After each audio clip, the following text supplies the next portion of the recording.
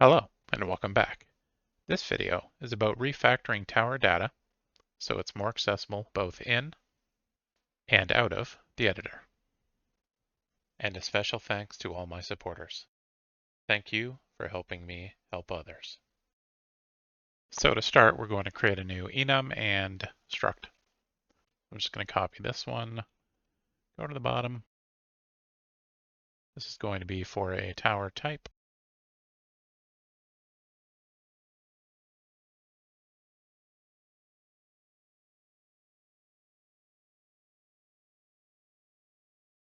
For each of the tower types. Next, I'm going to paste in the struct because it's quite large.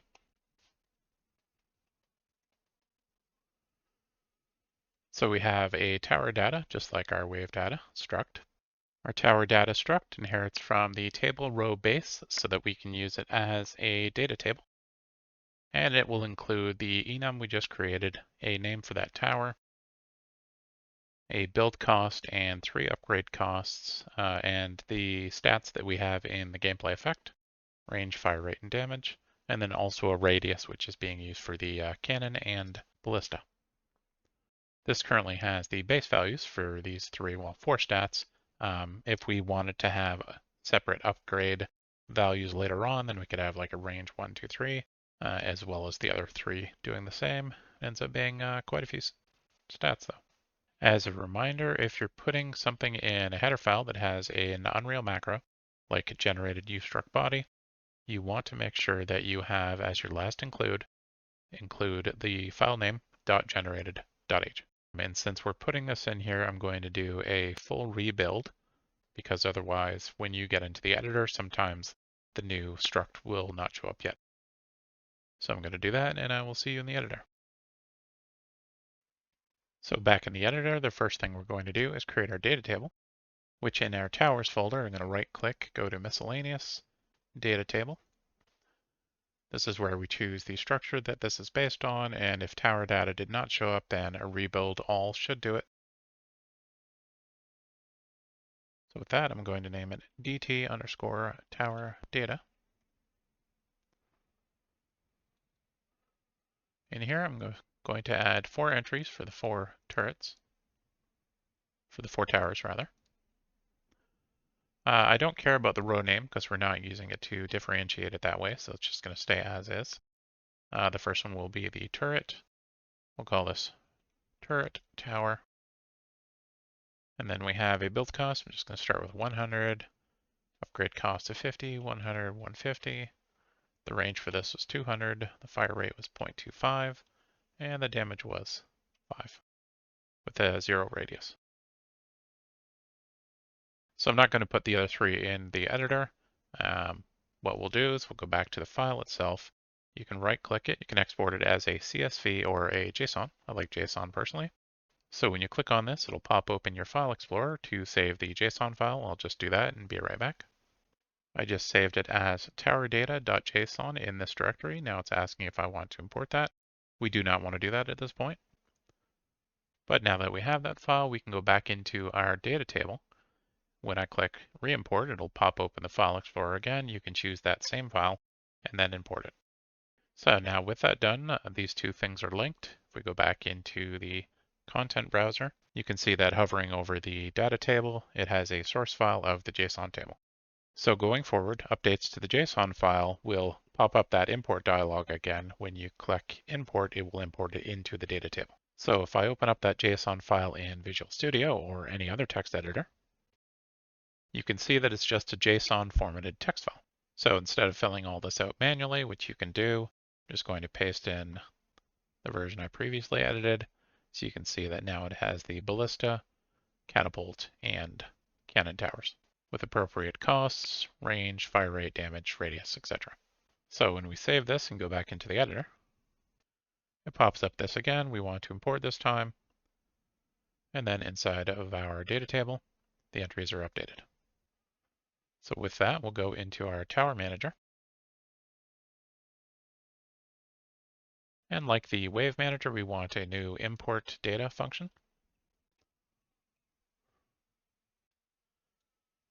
This function will first get data table row names. In wave data, it was dependent on the level. In this case, it's not, so we can just specifically choose our tower data. We're going to use that to iterate. And for each of those row names,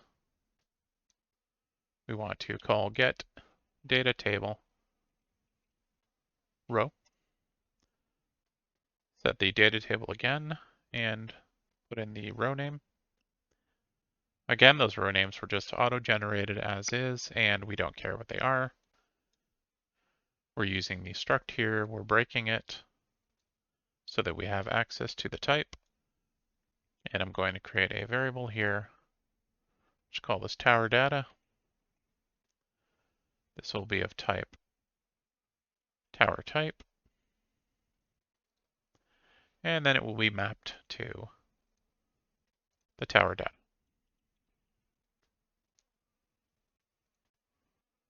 So with that, we can control drag that in, and we're adding a new entry,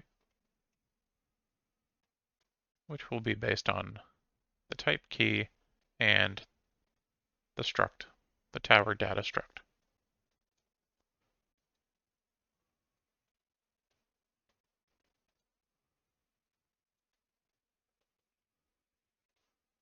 Pop this line down so it's a little more visible. So with that, then we want to go to our event graph and make sure that we're calling it.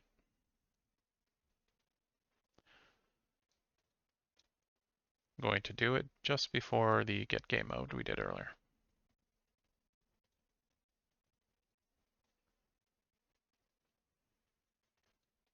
And lastly, we'll make a little utility function for the towers. Just get tower data. That will be sending along a tower type.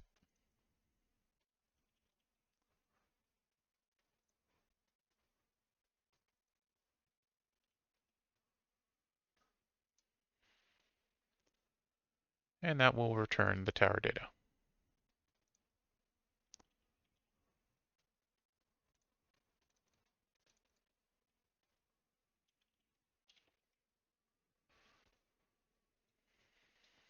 And we can throw on a Boolean called isValid.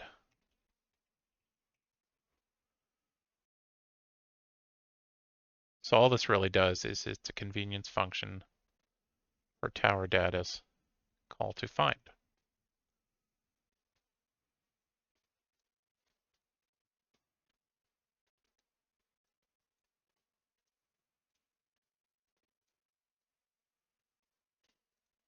Which we will be using in the tower base and other areas later.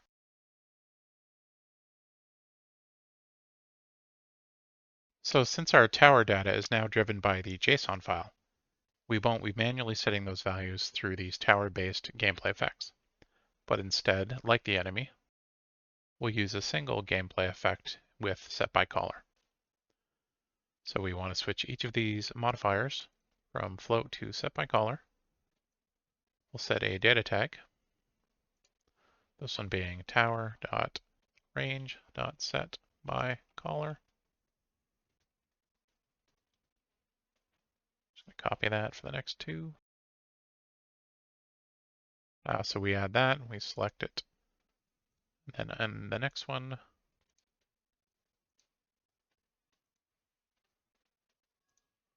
just tower.fireRate.setByCaller. Use our source, add the button, select it, and for damage as well.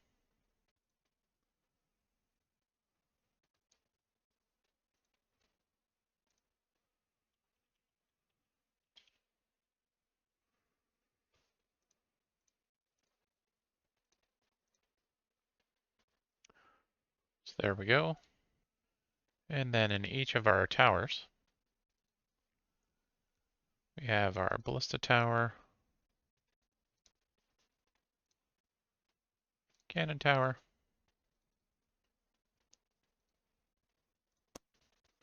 catapult tower, and turret tower.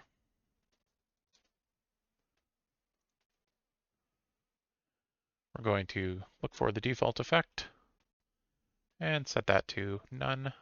It's no longer being used.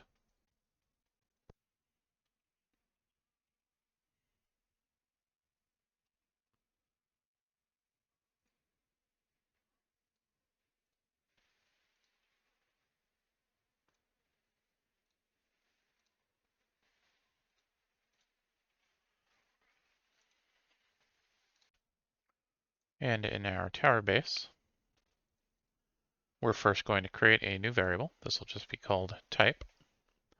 This will be the tower type. We also want the tower data.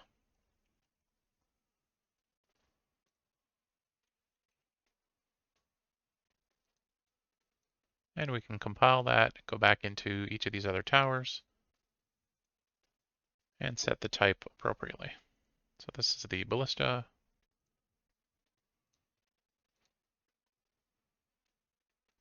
Cannon.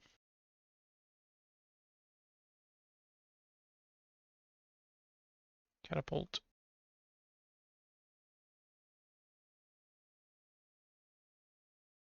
And turret.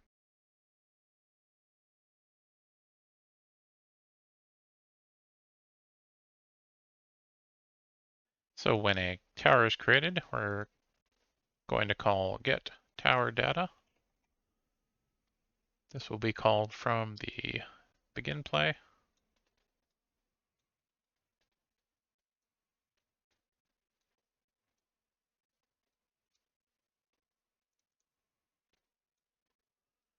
And here we're first going to have a sequence.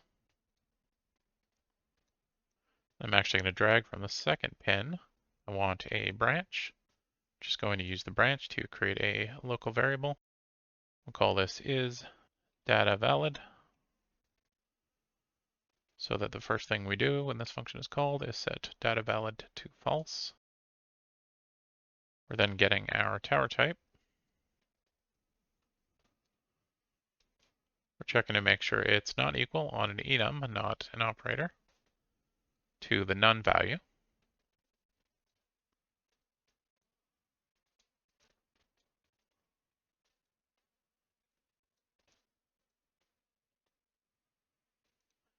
When it's not none, we'll continue. We'll get the tower manager.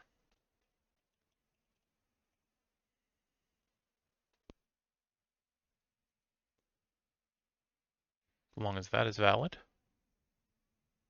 we'll continue so that we can use the tower manager to get the tower data.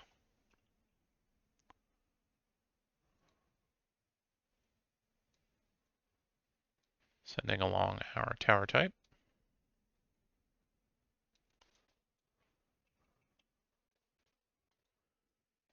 And as long as that is valid, sound like a broken record, we will then set our tower data to the tower data.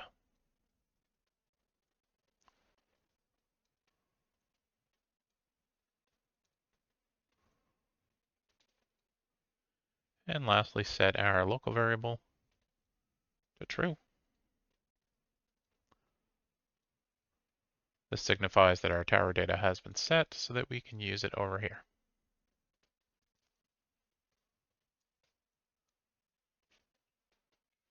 And here again, like the enemy, we're first using our ability system component to make an outgoing spec based on the tower attributes.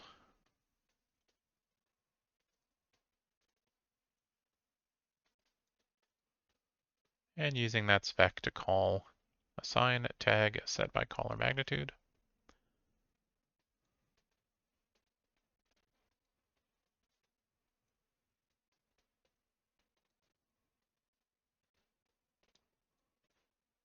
Just going to copy this a few times.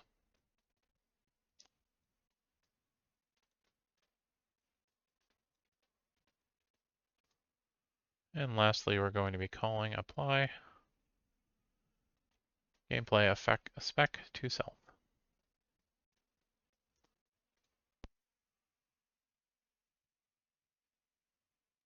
Make sure that all these spec handles are hooked up.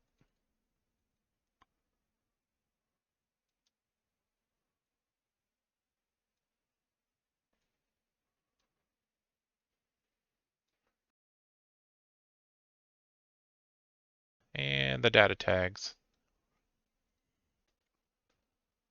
will be tower. What do we have? Range, and then fire rate, and then damage. Which I need to space out now because I forgot it would grow.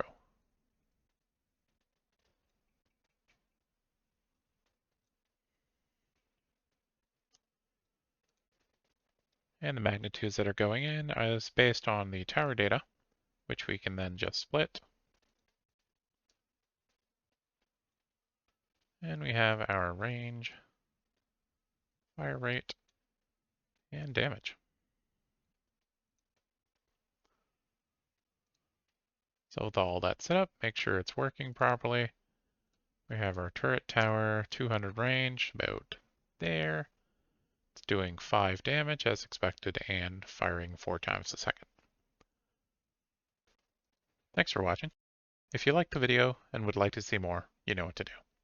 And if you would like to support this channel, watch these videos 2 weeks early, or just want to download the project files, you can do so through my Patreon linked below.